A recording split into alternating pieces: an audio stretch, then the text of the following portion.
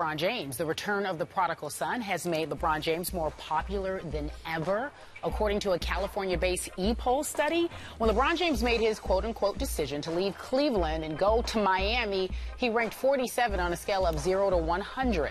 But since he announced his return home, he's at 80 out of 100. Take a look at that. Now, here's just a side note. I know you get tired of the comparisons to Michael Jordan, but at his height of popularity, Jordan had 100 out of 100. Skip Bayless, what do you make of this?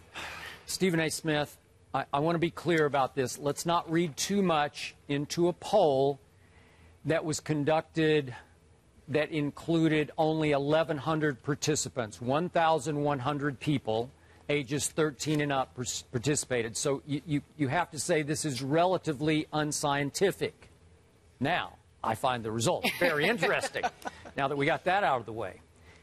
This, to me, Stephen A., drives home the point that LeBron James made one of the most brilliant PR moves in the history of sports. And I don't think I am overstating this. Let's backtrack to Pat Riley's State of the Union soon after the Heat lost the NBA Finals, in which he basically challenged LeBron, and you can argue also D. Wade and Bosh, but especially LeBron, don't find the first door and run through it, because, as Pat Riley listed, all the great players lost, and lost spectacularly, and they all came back to win spectacularly. So don't find that first door, LeBron, and run through it. I can tell you for a fact that now Dwayne Wade is not altogether pleased that his best friend LeBron James basically left him high and dry. And I think it was a shock to Dwayne, even though you've told me Dwayne had to see it coming bits by bits over time. But it was still a shock to him. And it was interesting that yesterday Dwayne said his new favorite player to play against is LeBron James. So Dwayne is now on a mission to say, okay, LeBron, you basically publicly dismissed me and said you can't win with me anymore. I'm going to show you next year. So, now, bottom line to this poll, was Pat Riley able to then publicly criticize LeBron for leaving Miami? Have you heard one peep from Dwayne Wade publicly criticizing LeBron for leaving him? No, he went home. It's beautiful. It's brilliant, because there's really nothing you can say. Does anybody really remember or care that LeBron's team just recently lost the NBA Finals to 3 aging superstars by a record number of points?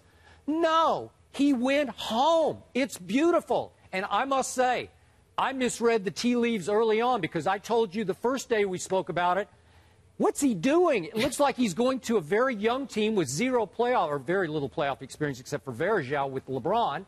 And it had lost a number of its better players from last year when they went 33 and 49. And I thought, LeBron's going to have no shot here. Now it looks like they might land Kevin Love on top of Mike Miller and Ray Allen. And all of a sudden, LeBron has maybe not quite as good a chance to win as he had last year with D. Wade and Bosh, but a pretty good shot to win the East next year. So I say, way to go, LeBron James. And the poll backs that up. Well, the poll is it's a poll about popularity, Skip, and the fact of the matter is that he's done an incredible job of rebuilding his image. I think step number one was acknowledging that he had mishandled the whole decision thing. You know, that he could have handled things a bit better and manning up on that level. Obviously, the world was against him when he went to the finals the first year in Miami and lost to the Dallas Mavericks. But in the aftermath of that, once he stepped away from all of that, really zoned in like Pat Riley and those guys had preached to him to do, and just weeded out all the noise, he came back as a man on a mission. And then even then, his popularity was incrementally rising. But then they went to that Boston. To me, the turnaround for everything was when he went to Boston and dropped 45 and 15 in Game 6 of that Eastern Conference Finals against the Boston Celtics. When you see that photo, and they still have that photo, if you walk through the corridors of the American Airlines Arena in Miami, and you see a photo of LeBron kneeling over a little bit, looking just like a man possessed. And it was that kind of performance where I think that everybody had to step back and say, well, wait a minute here. We understand this man is great as a talent, but this dude just seems to be on another level. It's another mission right now. He just seems to be on another level. He drops 45 and 15. He looks like a man possessed. He completely takes over, and he saves the Miami Heat season and their shot at a championship, which they ultimately won.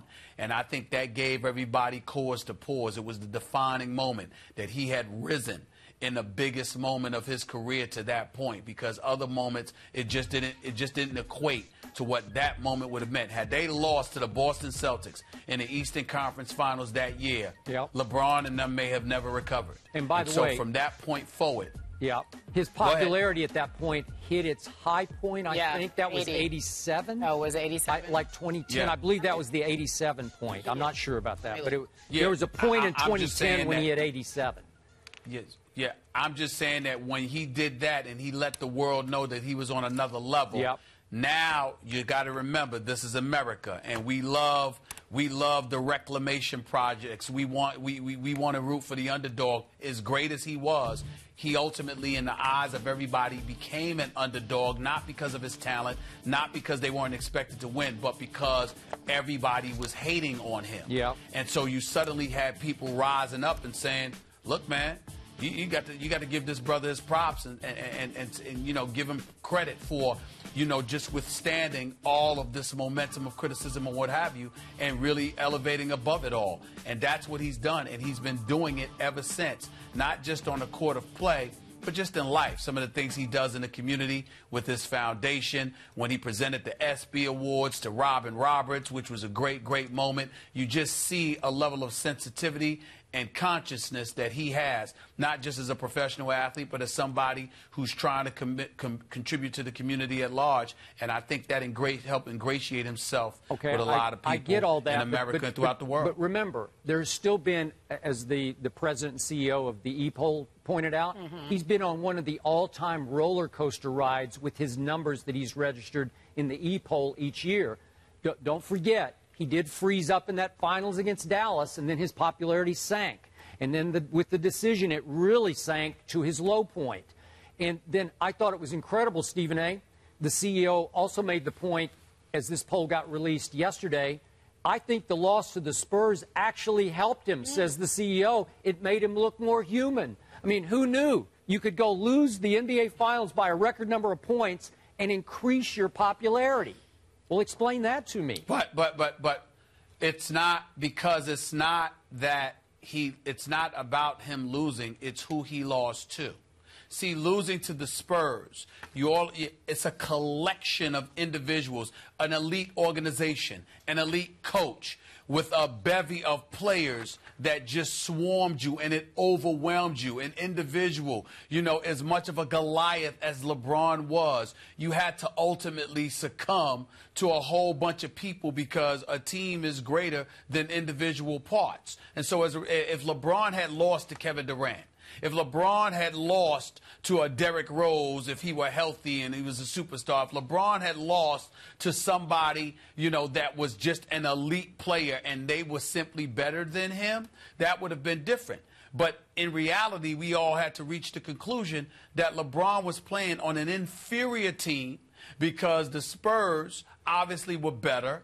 And they were healthier, because obviously Miami didn't have Dwayne Wade healthy and what have you. And all of those things contributed to basically humanizing LeBron James. No matter how great you are, he needs help just like everybody else. No matter how great you are, or no matter how much life seems great in the glitz and glamour of South Beach, there's nothing better than going home, even if it is to Cleveland, Ohio. Those kind of things help elevate your level of popularity, because it's something the average Joe can relate to.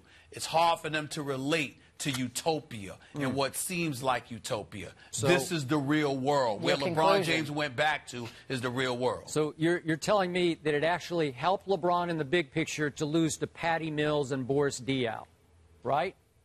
Yeah. Yeah, rather than Kevin Durant. That's what I'm saying. Wow, that's good to know. Okay, so listen. Who knew? This CEO you refer to said that he doubts if anyone will ever get to 100 like Mike, but he thinks before LeBron retires... LeBron can't get a break. Like the bottom line to the story is, well, he'll you probably can be never there. catch Jordan in You can't. popularity. He won't. But he says, 90s at the most. Let's talk some football when we come back, okay?